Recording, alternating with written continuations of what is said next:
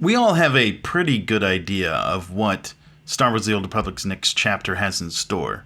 I'm not talking about specific plot points, those would be spoilers, but we know we're going to see a new story featuring Malavai Quinn and Alara Dorn.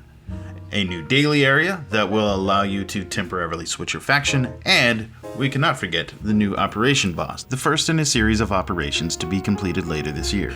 But there's also many things that you maybe don't know about. This is where Charles Boyd comes in. Charles Boyd, the man with the beard almost as amazing as my own, currently holds the title of Creative Director of Star Wars The Old Republic. That means that he is in charge of all the creative elements of the game. He controls the story, to the scenery, to the quest line presentation. If you want to compare his job to one we might be more familiar with, he would be the director in a feature film. That means he's like Joss Whedon in The Avengers. He is in charge of the artistic vision of the game. He is the Whedon of Star Wars The Old Republic. Previously, Charles Boyd was in charge of the Trooper story. He wrote all of the original lines of dialogue for Havoc Squad. I'm Commander Harren Tavis, Havoc Squad's commanding officer. We're all excited to have some new blood in the unit. Eric Jorgen. I have one last introduction to make.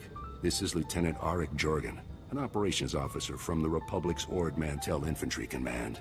And Alara Dorn. I'm Alara Dorn, sir. Sergeant, First Class, Commander of Search and Rescue Squad 204. Honestly, a favorite character of mine from years past when I wrote her dialogue. And yeah, I think players will really get a kick out of it. You know, it's always cool to see what your favorite characters have been up to for, you know, these last now 6 years, I guess it's been, since your character was frozen in carbonite. He took the lead writing reins for expansions Shadows of Revan and Knights of the Fallen Empire, before taking over as creative director for Knights of the Eternal Throne. Last week, he took time out of his busy schedule to speak to me and some other members of the game's press about the latest addition to the Star Wars MMORPG, Update 5.2, The War for Iokath. I didn't hold back in my questions either. Players had concerns, and I know that Boyd would take the hard-hitting questions with stride. For instance, were we finally going to be able to kill Quinn? I actually like Quinn. I think he's a really cool character, and I think, you know, him redeeming himself has interesting story beats. Like, I'm not dying to kill him myself the way Ben was. But, you know, Ben plays a warrior a lot, so he's been betrayed by him, I think, more than once. But, yeah, I would never dream of bringing a character like Quinn back and not giving you that option. So, yeah, it's a pretty fun moment. Although, if I were to guess, given the latest clip we saw with the Sith Warrior talking to Quinn, we're definitely going to be able to kill him. And most likely, we'll be able to kill him and remain on the Imperial side. You're looking more potent than ever, my lord. Quinn? Is that you? In the flesh. Have you come to stab me in the back again? Or was once enough? I will go to my grave, regretting the treachery I undertook for Darth Barris. You'll go there sooner than you think, Major. With several Sith Warriors myself, that is very satisfying. I couldn't leave the interview without talking about the elephant in the room. The one biggest thing that has held me back from fully endorsing the latest expansion. Galactic Command. If you're unaware, Galactic Command is the progression system once you've leveled to max level. For me, leveling on top of leveling in and of itself feels like padding, and the slow rate at which players gain command rank really destroyed my perception of in-game viability. However, Boyd did answer the question about Galactic Command and attempted to set our minds at ease by explaining that the current boost in CXP is not going away. So I guess the biggest thing to say would be, you know, we've been running this event currently right now where it's like 3.5 times, am I right? 3.5x, you know, Galactic Command experience, and that's scheduled to end when this event goes live. But what's really happening is that we're actually just implementing that rate as the permanent rate from that point forward. The math isn't exactly 3.5. There's some details there because we're actually putting command point drops back on enemies as you're playing through content. The takeaway is that the experience after the update should be basically identical to the experience before in terms of the rate at which you gain command experience. We've also tweaked a lot about the reward drops and the drop rates of items in each tier of Galactic Command.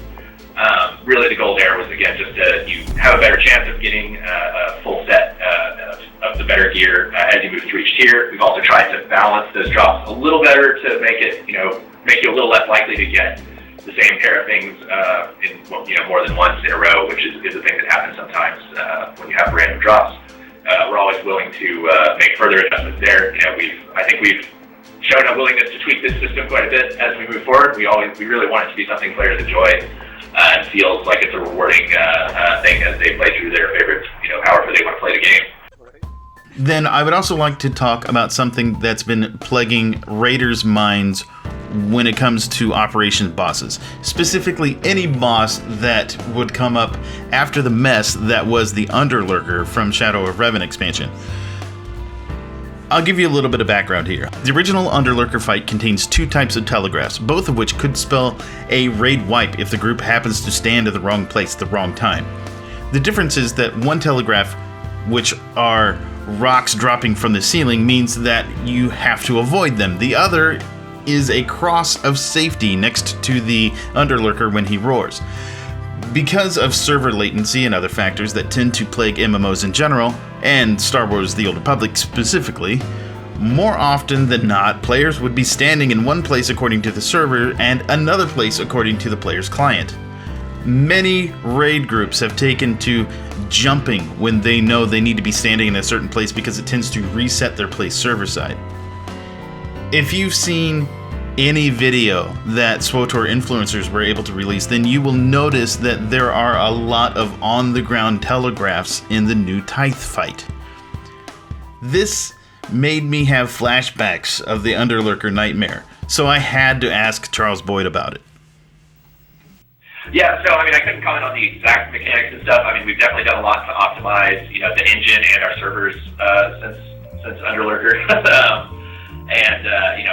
Matt is by far our most experienced operations kind of designer. So I definitely remember even when we were in a call with one of the guilds not too long ago, and I remember Lurker being mentioned as well, but not in a concern or comparison way. So I feel like this one shouldn't have those problems.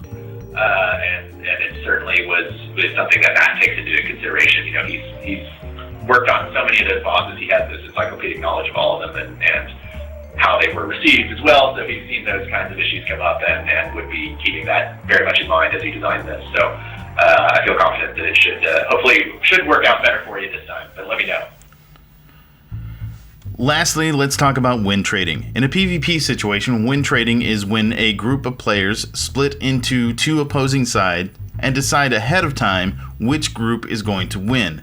This can be done over and over, usually exploiting some sort of reward system. In 5.2, players are going to be able to switch factions daily simply by going to a terminal and doing the quest for the other faction. This ability allows players of the same guild and starting faction to fight each other in PvP without having to duel or hope that the PvP queue drops them in the same instance. This would really be no issue if PvP was just PvP and there was no other dependent system. However, the reward system is tied to PvP. In Iokath, players who have sided with the opposite faction will be able to fight each other even if they are of the same starting faction. And for each PvP kill, the winner will be able to loot some currency from the fallen player. Now, this loot drop doesn't do anything or take anything away from the fallen player, but it can be done over and over again. I asked Boyd if there was any way to stop win trading or if there was anything in place to discourage that. In terms of, win trading stuff, so players will be dropping loot. It's not the loot the player has.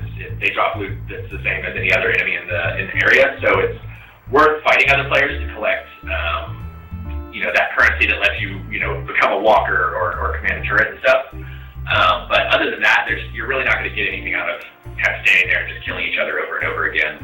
The rewards aren't any better, or honestly, they're worse than actually completing missions or trying to fight larger groups of players together.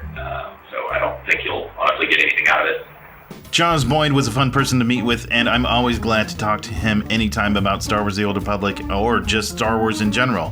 Thank you for taking the time to speak with us, sir. As for the rest of you, what do you think? Are your concerns put to rest? Does this discussion make you want to jump into the war for Iokath? Let us know in the comments below. If you would like to see more videos like this, maybe featuring different games, let me know in the comments. If you like this video, hit the thumbs up. If you like what we do here and like Massively OP in general, hit the subscribe button. And follow us on Twitter, Facebook, Google+, and Twitch. If you really like us, then consider becoming a patron on Patreon. Thank you for watching, and I'll see you serverside.